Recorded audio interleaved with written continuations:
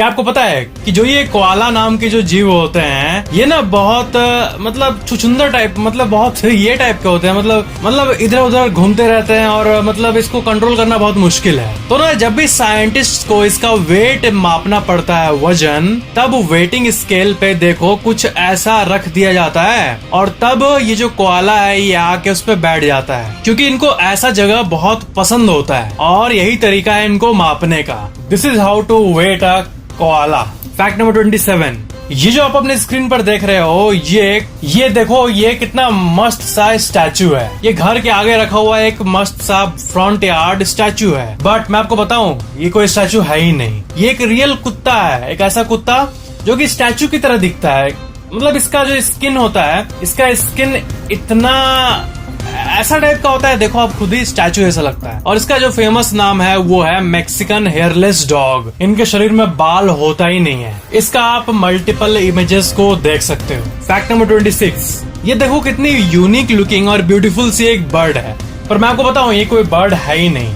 ये एक्चुअली में फ्लावर है, फूल है। इस फूल का नाम है मैग्नोलिया ब्लॉसम और ये ऐसा दिखता है जैसा कोई बर्ड हो। ये फूल बिल्कुल एक बर्ड की तरह दिखता है और इसका भी आप मल्टीपल इमेजेस को देख सकते हो। फैक्ट नंबर 25, जो क्रैब खाते हैं लोग, क्रैब, समुद्री क्रैब, वो कितना साइज का होता है, इतना बड़ा होता है, इतना बड़ा होता है। बट एक क्रैब का प्रजाति जापान में मिलता है, जापानीज स्पाइडर क्रैब नाम है उसको। देखो ये जो है ये इतना बड़ा क्रैब होता है, इसका देखो कितना बड़ा बड़ा टेंटिकल्स निकला हुआ है और इसका भी आप मल्टीपल इमेजेस देख सकते हो। ये मतलब इतना ह्यूज साइज का होता है। जापानीज स्पाइडर क्रैब नाम है इसका। फैक्ट नंबर 24, अब मैं आपको दुनिया की सबसे अमेजिंग आर्ट को दिखाने वाला हूँ जो कि रेडिट में वायरल हुआ था। ये आर्ट आप देखो एक बार, ये एक पिक है। इस पिक में क्या अनयूजुअल है आप बता सकते हो? देखो बात ये है ना कि ये जो यहाँ पे आप लेफ्ट साइड में ये देख रहे हो ये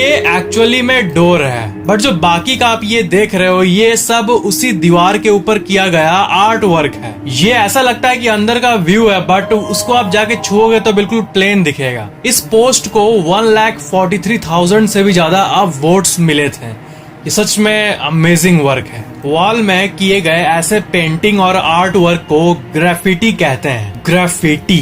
फैक्ट नंबर 23, देखो बहुत मस्त सा आपको चीज दिखा रहा हूँ। देखो कोई भी दो आदमी, दो पर्सन या फिर कितने भी पर्सन जब पार्क में जाते हैं गर्मी के समय, तब वो पार्क में बेंचेस खोजते हैं। तो बेंच जो होता है वो बेंच जहाँ रखा रहता है वहाँ जाके हमको बैठना पड़ता है। बट अगर उस जगह पे धूप है, मान लो कि 5 बेंच है, पांचों में धूप पड़ रहा है, उसमें से एक खाली है, तो आप जाकर बैठोगे और धूप को सहना ही होगा। ऐसा कोई मतलब ये नहीं है। बट ये देखो एक ऐसा पार्किंग सिस्टम, जो ये बेंच दिख रहा है आपको पार्क का, ये एक रेलवे ट्रैक जैसी चीज पर रखा हुआ है और जिस तरफ छांव है उसको ऐसे पकड़ के रोल करके वहां ले जाओ पेड़ के नीचे या फिर जहां मने आपको वहां ले जाओ और आप इस पोर्टेबल सीटिंग सिस्टम का मजा ले सकते हो।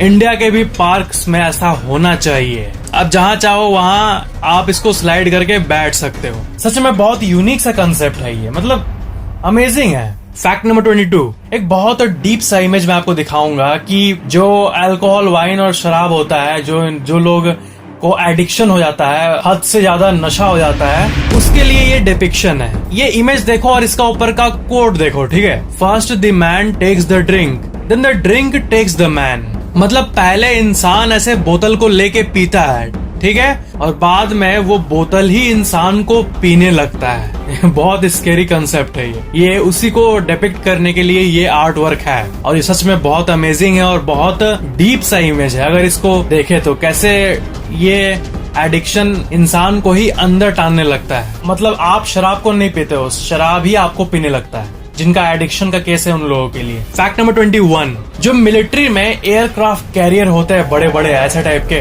वो कुछ ऐसे दिखते हैं। तो ना देखो एक नॉर्मल सा जो ये बोट होता है जिसपे बैठ के लोग अक्सर पार्क्स में ऐसे बोटिंग करते हैं, उसके कंपैरिजन में ये देखो कितना बड़ा है। मिलिट्री एयरक्राफ्ट कैरियर इतना बड़ा होता है, आप यहाँ पे देख सकते हो कि यहाँ पे कितना छोटा सा ये बोट है उसके कंपैरिजन में। तो ये था एक इंटरेस्टिंग सा कंपैरिजनल व्यू। फैक्ट नंबर 20, जो लोग नेचर इंथुसियास्ट है ना, जो जिनको नेचर में रहना बहुत पसंद है, वो लोग में से कुछ लोग एक साउंड एम्पलीफायर का यूज करते हैं। आप जब जंगल में जाते हो तो आपको एक कीड़ों मकोड़ों एक नेचुरल साउंड आता है, ठीक है। उस नेचुरल साउंड को इस डिवाइस से आप देखो, इसमें एक इंसान लेटा हुआ है, तो इस डिवाइस से जब ऐसे वहां पे लेट के आपका कान रहेगा दोनों साइड ना, तो वही नेचर का जो साउंड है उसको आप तेजी से सुन पाओगे। और ऐसा जो सर्विस है बहुत जगह अवेलेबल होता है, और इसको जो एक्सपीरियंस करता है, जो लोग किए हैं, वो लोग ये कहते हैं कि वो साउंड सुनने के बाद बहुत पीस फील होता है, क्योंकि बेसिकली हम लोग नेचर से कनेक्टेड है ना। तो इस नॉइज एम्पलीफायर के चलते आपको नॉर्मल साउंड भी बहुत एक डिजिटल साउंड की तरह सुनाई देता है, और पूरा एकदम जोर से सुनाई देता है एकदम। Forest noise amplifier. Fact number 19, octopus के जो ये ऐसे होते हैं, निकले रहते हैं लेग्स, जो हम लोग एज्यूम करते हैं, ये कितने होते हैं, कितने लेग्स होते हैं ऑक्टोपस के? आपको आंसर मालूम ही होगा, ऑक्टोपस नाम ही है तो 8 लेग्स होंगे। बट सबसे बड़ा फैक्ट ये है, and octopus actually has 6 arms and 2 legs, not 8 legs. वो जो 6 होता है ऑक्टोपस का, जिसमें से 6 जो होता है वो उसका आर्म होता है, हाथ होता है, और बाकी 2 ही पैर होता है। ये फैक्ट मतलब हम लोग इतने दिनों से झूठ में जीते आ रहे थे कि ऑक्टोपस नाम है, ऑक्टा 8 है तो 8 पैर है, बट ऐसा नहीं होता है। Fact number 18, Marie Antoinette syndrome. ये जो सिंड्रोम है ना, बहुत गजब सा है कि अगर किसी इंसान के लाइफ में कुछ बहुत बड़ा स्ट्रेस आ जाता है ना, तो ना उसके बाल कुछ व्हाइट होने लगते हैं। ऐसा आप नोटिस किया होगा। तो इसको ना ऐसा भी होता है कभी कभी ना कि 2 दिन के अंदर बहुत बड़ा हिस्सा एक व्हाइट हो जाता है, तो इसको मैरी एंटोनी सिंड्रोम कहते हैं। ये मैरी एंटोनी नाम इसलिए रखा गया है क्योंकि इनका एग्जीक्यूशन हो रहा था 1793 में, और इनका हेयर जो है मरने के पहले, जब इनको लग रहा था कि अब मैं मरने वाली हूँ, अब मेरा गला काट दिया जाएगा, तब ना लोगों ने नोटिस किया था कि इनका बाल सडनली व्हाइट हो गया था, तो इसी के नाम पे इस बीमारी का नाम रखा गया। तो ऐसा होता है, स्ट्रेस से बाल व्हाइट होता है, बट इसका ऑपोजिट भी ट्रू है। अगर आप अच्छा फील कर रहे हो, लो स्ट्रेस, आप हैप्पी फील कर रहे हो, तो इससे जिनका एब नॉर्मली कम उम्र में व्हाइट हो गया है, वो वापस रीगेन भी करने लगता है कलर। मतलब वो नेचुरली अपना कलर वापस आ जाता है जब आप लेस स्ट्रेस्ड, कम स्ट्रेस्ड या फिर हैप्पी फील करते हो। फैक्ट नंबर 17, एक सिस्टम होता है टंग ड्राइव सिस्टम। जिन लोगों का स्पाइनल कॉर्ड इंजरी होता है ना, इससे वो चल नहीं पाते हैं, तो वो लोग बैठे रहते हैं व्हील चेयर में, तो ना उनके इस पार्ट में, ऊपर वाले पार्ट में एक ऐसा कुछ होता है, देखो फिट होता है। और ना माउस पैड आप देखे हो, माउस पैड, उसमें ऐसे करने से माउस हिलता है, वैसे ही कुछ इसमें होता है। अगर कोई अपने टंग से इस पैड पे ऐसे करे राइट, तो उसका जो व्हील चेयर है वो राइट घूमने लगता है। ऐसा सिस्टम, मस्त सा सिस्टम है ये। ऐसे करेगा तो लेफ्ट होगा, उसका यहीं पे एक पूरा कंप्यूटराइज्ड सिस्टम फिट होता है। इसे कहते हैं टंग ड्राइव सिस्टम। टंग ड्राइव सिस्टम, टीडीएस। टीडीएस सुन के तो टैक्स डिडक्टेड एट सोर्स वाला याद आ रहा है, टीडीएस, बट ये है tongue drive system, TDS. Fact number 16, ऐसे भी कई लोग हैं इस दुनिया में जिनको ना मुर्गियों से डर लगता है, लिटरली। जैसे अगर आपके पास यहाँ पे एकदम आपके थोड़ी दूरी में अगर शेर आ जाए तो आपको कैसा फील होगा, वैसा मुर्गी देख के फील होता है, लिटरली। इसको कहते हैं electrophobia. Electrophobia is the specific term for phobia to hen या फिर चिकन। फैक्ट नंबर 15, आप ब्लू व्हेल के बारे में सुने हो? ब्लू व्हेल ये दुनिया के सबसे बड़े जीव में से एक है, ठीक है। अब ब्लू व्हेल और इंसान का साइज को देखो, आप यहाँ देख सकते हो कंपैरिजन, इतना छोटा सा इंसान और इतना बड़ा ब्लू व्हेल, ठीक है। बट सबसे अमेजिंग फैक्ट ये है ब्लू व्हेल के बारे में कि एक ब्लू व्हेल, एक बीच बॉल जो होता है, इससे हम लोग खेलते हैं समुद्र के किनारे, बीच बॉल, उससे बड़ा कोई चीज को ये अपने अंदर ले ही नहीं सकता। मतलब शरीर इतना बड़ा गद्धड़ जैसा है, एकदम मोटा सा, बड़ा सा, लेकिन इसका स्वेल्विंग पावर जो होता है, निगलने का पावर, वो कम होता है, क्योंकि इसका माउथ बहुत, जो गला का पासिंग जो होता है वो बहुत पतला होता है। बीच बॉल से बड़ा कुछ ये नहीं ले पाता है, भले ही इतना बड़ा जीव हो। बीच बॉल से बड़ा कुछ भी ये इनहेल नहीं कर सकता है, क्योंकि इनका थ्रोट बहुत स्मॉल होता है। बट ये बात तो बहुत लोगों को नहीं पता। उनको लगता है कि ब्लू व्हेल 10 इंसान को निगल जाएगा, ऐसा नहीं होता है रियलिटी में। फिल्मों में तो कुछ भी दिखाएंगे, वो कुछ भी चलता है, बट रियल लाइफ के रियल सीन की बात करें तो उतना नहीं निगल सकता है blue whale. Fact number 14, internet speed.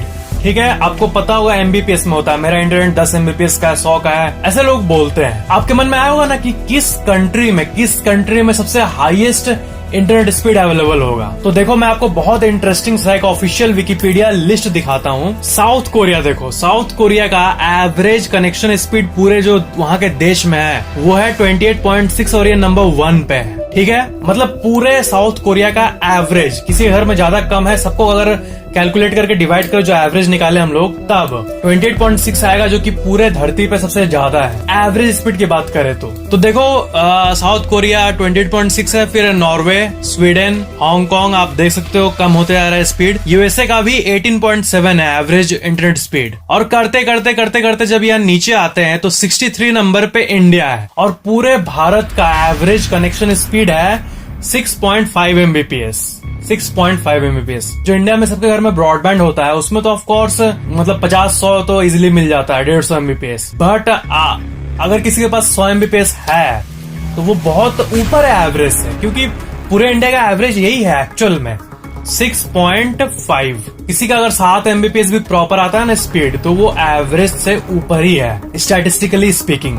Fact number 13, Logitech company ने एक सर्वे रखा था, एक कॉमन सा सिचुएशन पे सर्वे। जो होता नहीं कि हम लोग का टीवी का रिमोट भुला जाता है घर में, कहाँ है रिमोट। तो एक सर्वे किया गया था ये पता करने के लिए कि मेजोरिटी घरों में जब रिमोट भुलाता है तो वो वापस मिलता किस जगह पे है, कौन सा जगह सबसे ऊपर है। तो उस सर्वे में ये पता चला कि 49% ऑफ द टाइम जब भी रिमोट भुलाता है तो लगभग आधा टाइम वो काउच में मिलता है। ठीक है, और 8% लोगों के घर में बाथरूम में रिमोट मिलता है, पता नहीं कहाँ से चल जाता है। और 8% लोगों के घरों में ड्रेसर का जो ड्रॉर होता है उसमें छुपा रहता है। और 4% ऐसे भी लोग हैं जिनको जब रिमोट भुलाता है तो वो फ्रिज के अंदर मिलता है। और हद बताऊं, और ये एक एक्चुअल सर्वे है जो लोगों से पूछ के किया गया था इसी रिमोट भुलाने वाले इस सीन पे। तो आप बिलीव नहीं करोगे, आखिर का जो 2% है ना, तो देखो यहाँ लिखा हुआ है कि 2% फाउंड द रिमोट आउटसाइड। 2% ऐसे भी लोग हैं जिनका घर के बाहर रिमोट चल जाता है, पता नहीं, मेरे को लगता है ऐसे ही होता होगा कि कोई बच्चा खेलता होगा कि जाके उसको बाहर छोड़ देता होगा ऐसा। तो ऐसा कुछ सीन है रिमोट ये करने में। और ये सर्वे लॉजिटेक कंपनी जो कि एक फेमस कंपनी है उसने किया था। फैक्ट नंबर 12, केन्या में ये एक बहुत यूनिक सा जिराफ का पिक क्लिक किया गया था। तो जिराफ तो टिपिकली जो राइट साइड में है ऐसे दिखते हैं, ठीक है, बट ये कैसे, ये क्या है, मतलब क्या है, क्या ये व्हाइट कैसे हो गया। तो मैं आपको बता दूं एक यूनिक सा बात कि एक रेयर जेनेटिक कंडीशन होता है जिसे ल्यूसिज्म कहते हैं, LUCISM, ल्यूसिज्म। और इससे स्किन का जो कलर होता है, पिगमेंटेशन, वो खत्म हो जाता है। और आप देख सकते हो कि जिराफ पूरा व्हाइट हो गया इसी के चलते। फैक्ट नंबर 11, अब जो मैं आपको पिक दिखाने वाला हूँ वो बहुत सिंपल सा पिक है बट वो बहुत वैल्यूएबल है। क्योंकि अगर आपका ड्रीम कभी भी ऐसा होगा, कुछ ऐसा टाइप का कि हमारे यहाँ से सनसेट जो होता है सूरज का वो कैसा दिखता है आप देखे ही होंगे। बट देखो मार्स जो होता है ना, मंगल ग्रह, वहाँ का ये एक एक्चुअल रियल पिक है शाम का। और मार्शियन सरफेस से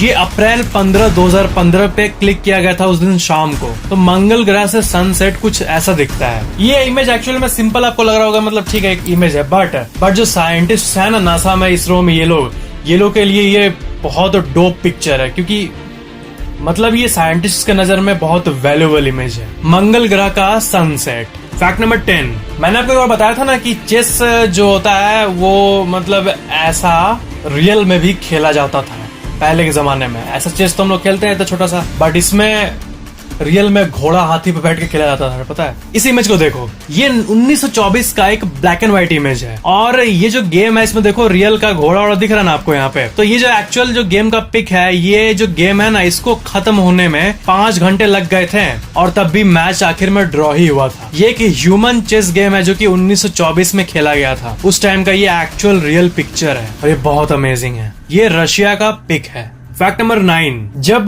गोल्ड जो सोना होता है उसको जब निकाला जाता है ना, तब जो मतलब जो ऐसे पत्थर में जो नेचुरल रूप में होता है ना, देखो कुछ ऐसा होता है। ये मतलब एब्सोल्युटली रॉ, एकदम कच्चा गोल्ड है। जो धरती के अंदर जो होता है ना वो कुछ ऐसा ही होता है और इसी को बाद में बना के मतलब बहुत कुछ बना दिया जाता है। तो ये देखो, ये इंसान अपने हाथ में 3 रॉ गोल्ड के मलबे को लिया हुआ है और ऑन द अदर साइड जो ओपल होता है, जो रिंग्स में होता है, जब भी ओपल फ्रेश जमीन से निकलता है ना, तो वो कुछ ऐसा दिखता है। पत्थरों के बीच में ये वैल्यूएबल चीजें होती है और बहुत मुश्किल से, बहुत मेहनत के बाद जो माइनर्स होते हैं उनको ये मिलता है। फैक्ट नंबर 8, जो साउथ अफ्रीका का टोपोग्राफी है ना, मतलब उसका जमीन का जो उबड़ खाबड़नेस, मतलब रुको, ये आप इमेज देखो पहले। साउथ अफ्रीका का टोपोग्राफी ये है। इसमें देखो जो साइड में समुद्र के साइड वाला ये जो एरिया है, इसमें कितना पहाड़ है, ये है मतलब बहुत डिटेल्ड इमेज है ये। और इसमें जितना आप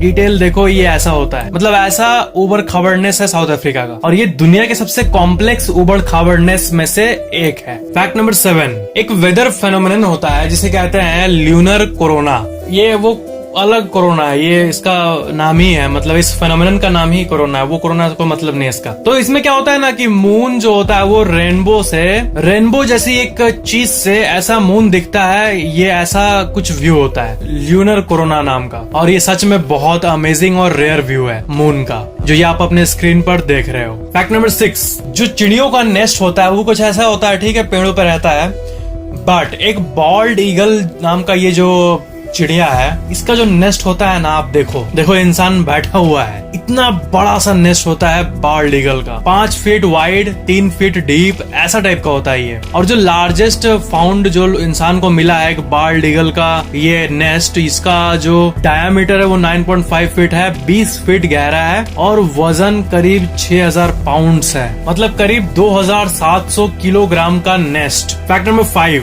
वुड पेकर नाम की ये जो आप बर्ड देख रहे हो, इसका टंग देखो, ये कुछ ना सांप होता है ना, सांप का ऐसा टाइप का जो टंग होता है, पतला लंबा टाइप का, वैसा टाइप का टंग इसका होता है। और ये इतना लंबा होता है कि ये मतलब आप देख सकते हो। और सबसे अमेजिंग बात है कि देखो ये कैसे अपने टंग को अंदर रखता है, ये देखो अपने दिमाग के ऊपर ऐसे रैप करके अंदर रखता है, जब निकालना होता तो निकाल देता है। ऐसा कुछ इंटीरियर सिस्टम होता है, आप अपने स्क्रीन पर देखो, ये मतलब ऐसे रैप करके रखता है अपना ये टंग, और जब निकालता है तब का व्यू तो आप यहाँ नीचे देख ही सकते हो। फैक्ट नंबर 4, मथुरा में कई लोग ना जो वाइल्ड लाइफ कंजर्वेशन में काम करते हैं, वो ना हाल ही में ऐसा न्यूज में आया था कि वहाँ के जो विलेजर्स है और वहाँ के जो वाइल्ड लाइफ जो केयर करते हैं जानवरों का, वो देखो हाथियों के लिए ऐसा स्वेटर बनाए थे ताकि एलिफेंट्स वार्म रह पाए, गर्म रह पाए, इनको ठंडा ना लगे। और इस न्यूज को भी बहुत लोगों ने अप्रिशिएट किया था। फैक्ट नंबर 3, ये देखो मैं आपको और एक अमेजिंग सा पिक दिखा रहा हूँ। इधर वाला जो आप देख सकते हो ये है स्पर्म व्हेल का ब्रेन, उसके बाद ये है इंसान का ब्रेन, उसके बाद ये है डॉल्फिन का ब्रेन, और उसके बाद रिवर डॉल्फिन का ब्रेन।